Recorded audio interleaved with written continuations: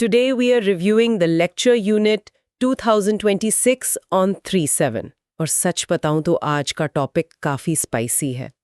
देखो बिजनेस की दुनिया में ना प्लान बनाना तो सबको आता है। हाँ, मीटिंग रूम्स में बैठकर चार्ट्स और प्रोजेक्शंस बनाना बड़ा आसान लगता है। व्हाइट बोर्ड पर मार्कर से एरोज ड्रॉ करना सबसे सैटिस्फाइंग लगता है। एग्जैक्टली सबसे सैटिस्फाइंग वही है, पर प्रैक्टिकली स्पीकिंग एग्जीक्यूशन के बिना प्लानिंग बस टीज करके छोड़ने जैसा है।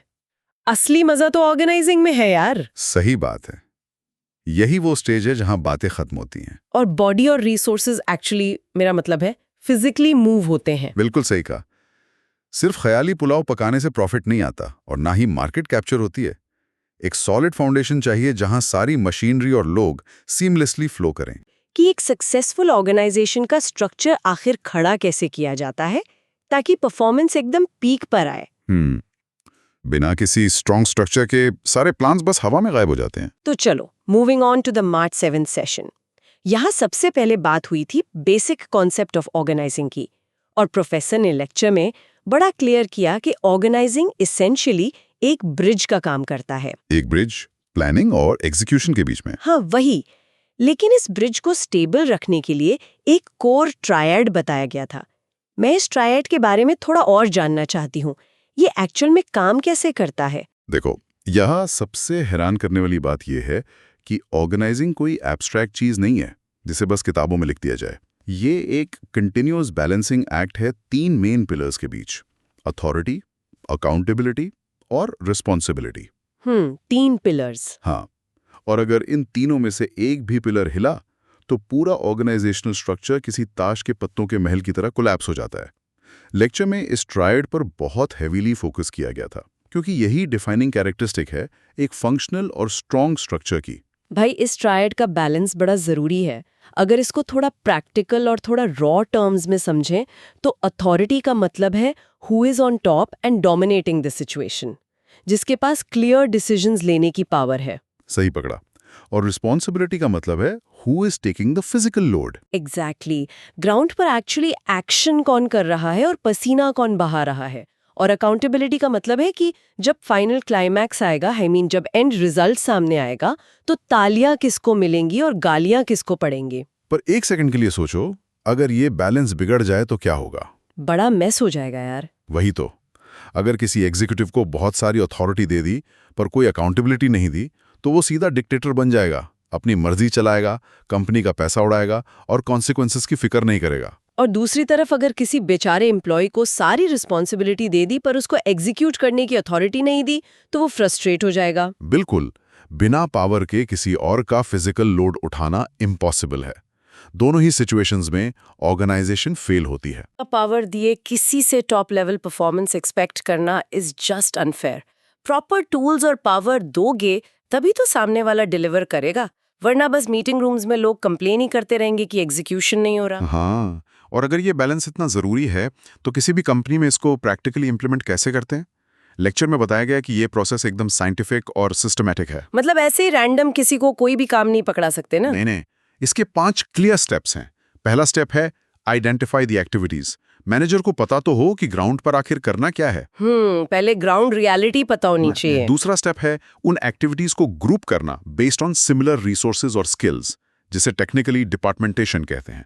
तीसरा स्टेप आता है असाइन ड्यूटीज टू इंडिविजुअल्स, लोगों को उनका स्पेसिफिक रोल बताना। और चौथा स्टेप सबसे क्रूशियल है, जहां आकर आधी कंपनीज फंस जाती हैं। एग्जैक्टली।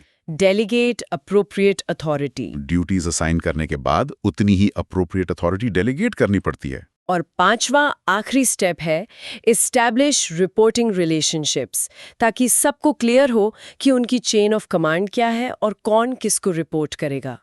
पर मैं सोच रही थी, ड्यूटीज तो सब मैनेजर्स आसानी से दे देते हैं, पर ये अथॉरिटी डेलीगेट करने में इतनी डर क्यों लगती है उन्हें? क्योंकि डेलीगेशन का मतलब होता है अपने कंट्रोल का थोड़ा हिस्सा छोड़ना। बहुत से मैनेजर्स इनसिक्योरिटी फील करते हैं कि अगर उन्होंने अथॉरिटी दे दी तो उनकी अहमियत कम हो जाएगी। कंट्रोल फ्रीक होते हैं सब। हाँ, पर डेलीगेशन के बिना कोई भी ऑर्गेनाइजेशन स्केल नहीं कर सकती। और लेक्चर में इसी स्केलिंग और मार्केट सर्वाइवल से जुड़ा एक और बड़ा इंटरेस्टिंग कॉन्सेप्ट डिस्कस हुआ था, एम्बिडेक्स्टेरिटी का। ऑर्गेनाइजेशंस के कॉन्टेक्स्ट में इसका मतलब थोड़ा डीप होता है। ये एम्बीडेक्सटेरिटी वर्ड सुनने में बड़ा फैंसी लगता है। इसका मतलब वही ना, जैसे कोई अपने दोनों हाथों से इक्वली स्मूथली लिख सकता हो। बिल्कुल वही।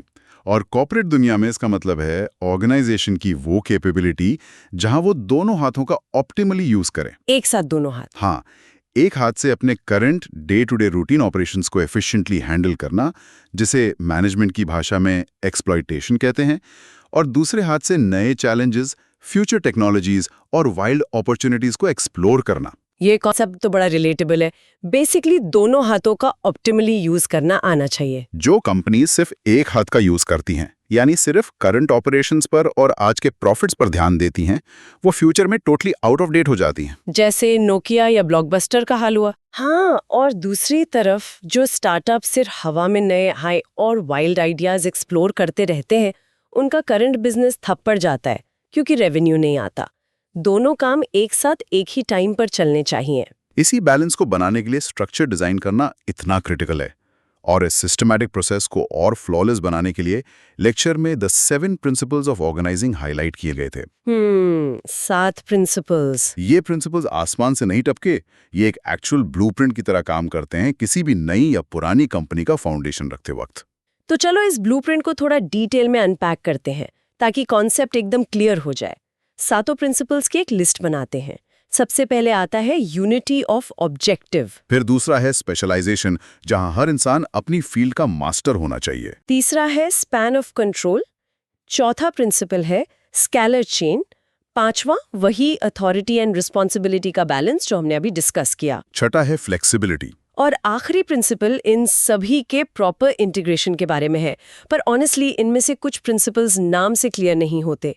जैसे ये स्केलर चेन आखिर क्या भला है? देखो, स्केलर चेन बेसिकली कमांड की एक अनब्रोकन लाइन होती है।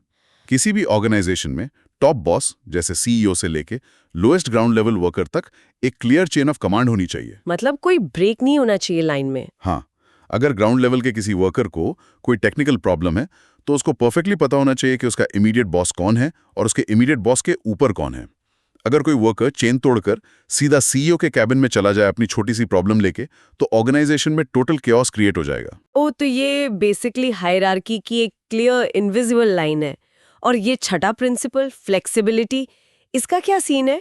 क्योंकि ऑर्गेनाइजेशनल स्ट्रक्चर सुनने में तो किसी सॉलिड और रिजिड बिल्डिंग जैसा लगता है जिसे बदला नहीं जा सकता। वही तो सबसे बड़ा पैराडॉक्स है। स्ट्रक्चर बनाते वक्त इतनी गुंजाइश और लचक रखनी पड़ती है कि अगर एक्सटर्नल मार्केट में कोई सडन चेंज आए या कोई नई पॉलिसी आए तो ऑर्गेनाइजेशन खुद को अडेप्ट कर सके, वरना टूट जाएगी। एग्जैक्टली। अगर स्ट्रक्चर किसी पत्थर की लकीर की तरह रिजिड बन गया तो थोड़े से झटके में ही टूट जाएगा। ये मेक्स टोटल सेंस। पर इन 7 प्रिंसिपल्स में से मुझे सबसे इंटरेस्टिंग स्पैन ऑफ कंट्रोल लगता है। स्पैन ऑफ कंट्रोल का फंडा बड़ा सिंपल है। एक टाइम पे इफेक्टिवली कितने लोगों को हैंडल किया जा सकता है बिना एग्जॉस्ट हुए।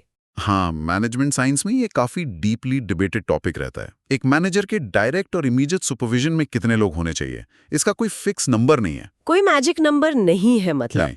अगर ऑर्गेनाइजेशन टॉल स्ट्रक्चर्स फॉलो करती है तो स्पैन ऑफ कंट्रोल नैरो होता है। मतलब एक मैनेजर के अंडर सिर्फ 3 या 4 लोग होंगे। और अगर फ्लैट स्ट्रक्चर है तो स्पैन वाइड होता है, यानी एक अकेले मैनेजर के अंडर 20 से 25 लोग रिपोर्ट कर रहे होंगे। पर देखो, अगर किसी की कैपेसिटी से ज्यादा लोग दे दिए हैंडल करने को, तो उस मैनेजर की हालत खराब हो जाएगी। वो हर घंटे सिर्फ कंप्लेन सुनता रहेगा और किसी एक की प्रॉब्लम डीपली समझ नहीं पाएगा। सही बात है। और उल्टा, अगर बहुत कम लोग दिए, सिर्फ 2 या 3, तो माइक्रो मैनेजमेंट शुरू हो जाएगी। बॉस हर छोटी चीज में जबरदस्ती उंगली करेगा। दोनों ही सिचुएशंस टॉक्सिसिटी बढ़ाती हैं। इसी माइक्रो मैनेजमेंट और कंफ्यूजन को ठीक करने के लिए हमें पहले प्रिंसिपल यूनिटी ऑफ ऑब्जेक्टिव पर दोबारा आना पड़ता है। यूनिटी ऑफ ऑब्जेक्टिव का बेसिक और सबसे डीप कॉन्सेप्ट यह है कि ऑर्गेनाइजेशन के सारे फंक्शंस, सारे लोग और सारे डिपार्टमेंट्स एक ही अल्टीमेट गोल की तरफ अलाइंड होने चाहिए। एक ही डायरेक्शन में। हाँ, सबका फोकस एक ही स्पेसिफिक पॉइंट पर होना चाहिए। अगर मार्केटिंग टीम अलग डायरेक्शन में भाग रही है और सेल्स टीम अपनी अलग दुनिया में है, तो ऑर्गेनाइजेशन आगे बढ़ने की बजाय वही घूमती रहेगी। और इस अलाइनमेंट को फोर्स करने के लिए एक पूरी हायरार्की ऑफ टर्म्स होती है, जिसे लेक्चर में स्टेप बाय स्टेप समझाया गया। ये हायरार्की एकदम टॉप से बॉटम तक चलती है। It starts from the very top. बिल्कुल। सबसे पहले आता है मिशन, मतलब why do I exist. Company या एजेंसी का रीजन ऑफ एग्जिस्टेंस क्या है। उसके बाद आता है vision, Where do I want to reach in the long term? फिर आते हैं ऑब्जेक्टिव्स, जो उस बड़े विजन को छोटे एक्शनेबल और मेजरेबल स्टेटमेंट्स में तोड़ते हैं। और ऑब्जेक्टिव्स के बाद आती हैं स्ट्रैटेजीज। हाँ, और finally day to day operations run करने के लिए आते हैं पॉलिसीज, प्रोसीजर्स, रूल्स और बजट। ये पूरा फ्लो कैसा लगता है? बड़ा लॉजिकल फ्लो है यार, क्योंकि मिशन किसी गाड़ी के इंजन की तरह है और विजन एक जीपीएस डेस्टिनेशन की तरह। पर वहां तक पहुंचने के लिए जो रास्ता और प्लानिंग चाहिए वो ऑब्जेक्टिव्स और स्ट्रैटेजीज ही बनाते हैं। सही एग्जाम्पल दिया। और जब बात सिर्फ ऑब्जेक्टिव सेट करने की आती है तो legendary management thinker Peter F Drucker का MBO management by objectives discussion में ऑटोमेटिकली हाईलाइट हो जाता है। लेक्चर और कून्स टेक्स्ट बुक दोनों में एमबीओ को एक रेवोल्यूशनरी फ्रेमवर्क की तरह ट्रीट किया गया है। हाँ, एमबीओ टेक्स्ट बुक में इसका एक लंबा चौड़ा और डिटेल फ्लो चार्ट दिया हुआ है। प्रोसेस की शुरुआत होती है ओवरऑल एंटरप्राइज ऑब्जेक्टिव से। वहां से की रिजल्ट एरियाज आइडेंटिफाई होते हैं। फिर सबसे मजेदार और क्रूशल पार्ट आता है, सुपीरियर और सबऑर्डिनेट के ऑब्जेक्टिव सेट करना। दोनों आमने सामने बैठते हैं। एग्जैक्टली दोनों एक ही टेबल पे बैठते हैं, गोल्स डिस्कस करते हैं, उसके बाद एक म्यूचुअल अग्रीमेंट होता है, फिर पूरे साल एक पीरियोडिक रिव्यू चलता है कि काम कैसा चल रहा है, और लास्ट में फाइनल परफॉर्मेंस अप्रेजल होता है। इस प्रोसेस के पीछे की ह्यूमन साइकोलॉजी को समझना बहुत जरूरी है। पहले के इंडस्ट्रियल जमाने में क्या होता था कि बस ऊपर से स्ट्रिक्ट ऑर्डर्स आते थे कि ये साल का टारगेट है, चुपचाप इसको पूरा करो। ग्राउंड वर्कर्स उसको एक बोझ समझते थे, डिक्टेटरशिप वाली फील आती थी। हाँ, पर एमबीओ ने इस डिक्टेटर अप्रोच को पूरी तरह बदल दिया। जब कोई सबऑर्डिनेट खुद अपने बॉस के साथ बैठकर अपने टारगेट सेट करने में प्रैक्टिकली इन्वॉल्व होता है तो उसके अंदर एक ओनरशिप की फीलिंग आती है कि ये मेरा काम है। बिल्कुल, वो टारगेट उस पर थोपा नहीं गया है, उसने खुद उस पर साइन किया है। मोटिवेशन वहीं से आती है। ये तो वही बात हो गई कि जब सुपीरियर और सबऑर्डिनेट के बीच ऑब्जेक्टिव्स का प्रॉपर मैचिंग और एग्रीमेंट होता है, तभी लॉन्ग टर्म फायदा होता है। अगर दोनों की फ्रीक्वेंसी मैच नहीं हुई और एक्सपेक्टेशन में गैप रहा तो फाइनल सेटिस्फैक्शन, मेरा मतलब है एक्चुअल गोल अकम्प्लिशमेंट, कभी नहीं मिलेगा। दोनों को एक ही पेज पर आना पड़ेगा। बिल्कुल सही पकड़ा। फ्रीक्वेंसी और एक्सपेक्टेशंस मैच होना लाजमी है, पर थ्योरी में और टेक्स्ट बुक में एमबीओ जितना आसान लगता है, रियल वर्ल्ड और कट थ्रोट कॉर्पोरेट लाइफ में इंप्लीमेंट करना उतना ही मुश्किल और मेसी होता है। ग्राउंड रियलिटी अलग होती है। हाँ, और यहाँ हमारी टेक्स्ट बुक कून्स की प्रिंसिपल्स ऑफ मैनेजमेंट के केस स्टडीज अच्छी रियलिटी चेक देते हैं। ये केस स्टडीज असल कॉर्पोरेट लाइफ का ड्रामा दिखाते हैं। Yes, case studies. मुझे टेक्स्ट बुक्स की ये केस स्टडीज पढ़ना बिल्कुल कॉर्पोरेट गॉसिप सुनने जैसा लगता है। चलो केस 5-1 डिस्कस करते हैं। द ईस्टर्न इलेक्ट्रिक कॉर्पोरेशन, इसको फायर फाइटर्स केस भी बोलते हैं। तो जूसी स्टोरी ये है कि ईस्टर्न इलेक्ट्रिक एक बहुत बड़ी यूटिलिटी कंपनी थी। उनकी प्रेसिडेंट थी मार्गरेट क्विन। बेचारी मार्गरेट। हाँ, बेचारी मार्गरेट बड़ी फ्रस्ट्रेशन में थी क्योंकि उनकी कंपनी का प्लानिंग प्रोग्राम टोटली फेल हो रहा था। उन्होंने गुस्से में कितने ही vice president of planning hire किए और कुछ महीनों में फायर कर दिए, पर रिजल्ट 0 रहा। और जब इस प्रॉब्लम की असली जड़ में घुसकर देखा गया तो पता चला कि गलती बेचारे वीपी ऑफ प्लानिंग की थी ही नहीं। प्रॉब्लम कंपनी की डीप स्ट्रक्चर और इंटरनल कल्चर में थी। सारे के सारे डिपार्टमेंट हेड्स सिर्फ अपनी रोज की इमरजेंसीज और डेली प्रॉब्लम सॉल्व करने में लगे हुए थे। उनका माइंड सिर्फ शॉर्ट टर्म फिक्सेस पर लॉक हो चुका था। एग्जैक्टली यार, वो सब लोग बेसिकली फाइटिंग फायर्स में एक्सपर्ट बन गए थे। रोज सुबह ऑफिस आना, आज की नई इमरजेंसी सॉल्व करना, अपने आप को हीरो फील करना और शाम को थक के घर जाना। जैसे उनके vice president in charge of operations का एकदम क्लियर जिद था कि उन्हें सारी इलेक्ट्रिक लाइंस अंडरग्राउंड करनी है ताकि बड़े मौसम में फॉल्ट ना आए, भले ही कॉस्ट आसमान छू जाए। उनको लगता था बस आज की प्रॉब्लम ठीक हो जाए। हाँ, उनको लॉन्ग टर्म फाइनेंशियल प्लानिंग से कोई फर्क नहीं पड़ता था। इंसान की साइकोलॉजी भी ऐसी होती है। रोज की आग बुझाने में एक इंस्टेंट डोपामीन हिट मिलता है कि मैंने आज कुछ बड़ा उखाड़ा है, पर आगे के 5 साल की बोरिंग एक्सेल शीट प्लानिंग करना किसी को पसंद नहीं आता। यही तो सबसे बड़ा कॉर्पोरेट ट्रैप है। प्लानिंग और फोरकास्टिंग उन डेली ऑपरेशंस वाले मैनेजर्स को सिर्फ टाइम पास और यूजलेस पेपर वर्क लगता था। जब कंपनी के छोटे डिपार्टमेंटल गोल्स और बड़े ओवरऑल एंटरप्राइज गोल्स में ऐसी हैवी डिस्कनेक्ट होती है, तब ऑर्गेनाइजेशनल स्ट्रक्चर टोटली फेल हो जाता है। कोई अलाइनमेंट ही नहीं है। वही तो, अगर मैनेजमेंट का रिवॉर्ड स्ट्रक्चर सिर्फ डेली इमरजेंसी सॉल्व करने पर शाबाशी देगा और लॉन्ग टर्म को इग्नोर करेगा तो कोई भी एम्प्लॉई फ्यूचर के बारे में क्यों सोचेगा। और अगर रिवॉर्ड्स और बोनसेस की ही बात करें तो केस 81 सेमीकंडक्टर्स इंक वाला केस तो और भी वाइल्ड और सेल्फिश था। वहां हालत और ज्यादा खराब थे। एक कंसल्टेंट था मार्टिन रिच। जब वो इस टेक कंपनी को प्रॉपर्ली असेस करने आया तो उसने एक बड़ा शॉकर देखा। कंपनी के सारे एग्जीक्यूटिव्स के ऑब्जेक्टिव सिर्फ 1 साल के थे। किसी को इस बात की पड़ी ही नहीं थी कि अगले 5 साल में कौन सी नई टेक्नोलॉजी आएगी। और उसका प्राइमरी रीजन क्या था? उनका टोटली फ्लॉड इंसेंटिव स्ट्रक्चर। उनके सारे अपर लेवल मैनेजर्स को सिर्फ उनके शॉर्ट टर्म ऑब्जेक्टिव्स अचीव करने पर हेवीली फैट बोनसेस मिल रहे थे। सब पैसे के पीछे भाग रहे थे। एग्जैक्टली अगर किसी को इस साल अपना सेल्स टारगेट पूरा करने पर लाखों का बोनस मिल रहा है तो वो अपना बजट R&D में क्यों लगाएगा, जिसका फायदा 5 साल बाद होगा? उस कंपनी में कोई यूनाइटेड टीम एफर्ट बचा ही नहीं था। हर मैनेजर सिर्फ अपने टास्क और अपने बोनस पर फोकस कर रहा था, बाकी पूरी कंपनी भाड़ में जाए। वही तो, जब पूरी कंपनी बस रोज नए फायर्स बुझाने में और शॉर्ट टर्म बोनस लूटने में लगी है तो उनकी फ्यूचर ग्रोथ जीरो ही होगी। ऐसे शॉर्ट टर्म फिक्सेस और ऐसे क्विकी से लॉन्ग टर्म रिलेशनशिप, मेरा मतलब है लॉन्ग टर्म मार्केट ग्रोथ और स्टेबिलिटी थोड़ी बनती है। हाँ, क्विकी से कंपनी नहीं चलती। सही बात है। बिजनेस में टिकने के लिए एक कंटिन्यूटी और डीप विजन चाहिए होता है। यूनिटी ऑफ ऑब्जेक्टिव का जो पहला रूल हमने डिस्कस किया था वो तो सेमीकंडक्टर्स इंक में पूरी तरह से वायलेट हो रहा था। ये दोनों केसेस तो प्रॉफिट मेकिंग कॉर्पोरेट दुनिया के एग्जाम्पल थे। लेकिन MBO और सॉलिड ऑर्गेनाइजिंग सिर्फ पैसे कमाने वाली कंपनीज तक लिमिटेड नहीं है।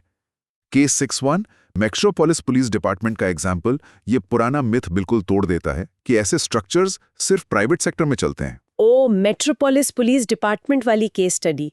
वहां के कमिश्नर हेनरी ए बिशप ने जब अपनी फोर्स में MBO अप्लाई करने का सोचा तो सबसे बड़ा क्वेश्चन ये उठा कि पुलिस फोर्स में बिजनेस और फैक्ट्री वाला कॉन्सेप्ट कैसे चलेगा। पब्लिक सेक्टर अलग ही गेम है। हाँ, एक फैक्ट्री में कितने जूते बने या कितना रेवेन्यू हुआ ये नंबर्स में गिनना बड़ा आसान है, पर एक पुलिस डिपार्टमेंट का मेन मिशन तो पब्लिक सेफ्टी और क्राइम रोकना होता है। ऐसे नॉन प्रॉफिट या पब्लिक डिपार्टमेंट्स में MBO वाले टारगेट कैसे सेट किए जाते हैं? यही सबसे ट्रिकी पार्ट होता है गवर्नमेंट एजेंसीज का। ऐसे पब्लिक डिपार्टमेंट्स में प्रॉफिट मेजर नहीं हो सकता, पर उनकी क्वालिटी ऑफ सर्विस तो अग्रेसिवली मेजर की जा सकती है ना। कमिश्नर बिशप ने प्रैक्टिकली यही किया। उन्होंने मैट्रिक्स चेंज कर दिए। हाँ, उन्होंने अपनी टॉप लीडरशिप के साथ मिलकर डिफाइन किया कि लोकल क्राइम रेट कम करना, स्पेसिफिक अरेस्ट बढ़ाना और सबसे जरूरी कम्युनिटी रिलेशंस इंप्रूव करना उनके क्लियर और मेजरेबल ऑब्जेक्टिव्स होंगे। जब ऑब्जेक्टिव्स क्लियर हो गए तो ग्राउंड पर हर पुलिस ऑफिसर को सुबह उठते ही अपना एग्जैक्ट डेली टारगेट पता था। MBO का फ्रेमवर्क वहां भी इफेक्टिवली काम कर गया, बस मेजर करने के मैट्रिक्स टोटली चेंज हो गए। चाहे पुरानी यूटिलिटी कंपनी हो, कट थ्रोट टेक स्टार्टअप हो या स्ट्रिक्ट पुलिस फोर्स हो, सबको प्रॉपर्ली फंक्शन करने के लिए एक क्लियर स्ट्रक्चर चाहिए। पर एक और कॉन्सेप्ट जो इस यूनिट में बहुत स्ट्रांगली एम्फसाइज किया गया वो था कि इनमें से किसी भी स्ट्रक्चर का कोई one size fits all formula नहीं होता। एक रूल हर जगह नहीं चिपकाया जा सकता। बिल्कुल नहीं। और यहाँ ठीक से सामने आता है कंटिंजेंसी या सिचुएशनल अप्रोच टू मैनेजमेंट। इस पूरी अप्रोच का कोर और सबसे बड़ा सिद्धांत यही है कि मैनेजमेंट साइंस में वन बेस्ट वे जैसी कोई आइडियल चीज एग्जिस्ट ही नहीं करती। सब सिचुएशन पे डिपेंड करता है। एग्जैक्टली जो फास्ट और फ्लैट स्ट्रक्चर एक निकलते हुए छोटे सॉफ्टवेयर स्टार्टअप के लिए परफेक्टली फिट है, वही सेम स्ट्रक्चर एक massive heavy steel manufacturing plant में अप्लाई कर दिया जाए तो पूरी तरह डिजास्टर बन जाएगा। एवरीथिंग इज कंटिंजेंट, यानी पूरी तरह से निर्भर करता है ऑन दो स्पेसिफिक सिचुएशनल फैक्टर्स। इसलिए लेक्चर और टेक्स्ट बुक दोनों में सिस्टम्स अप्रोच टू मैनेजमेंट पर इतना लंबा जोर था। इस थ्योरी को एक टोटली खुले मॉडल की तरह देखना पड़ता है। पूरी ऑर्गेनाइजेशन अपने आप में एक ओपन सिस्टम है।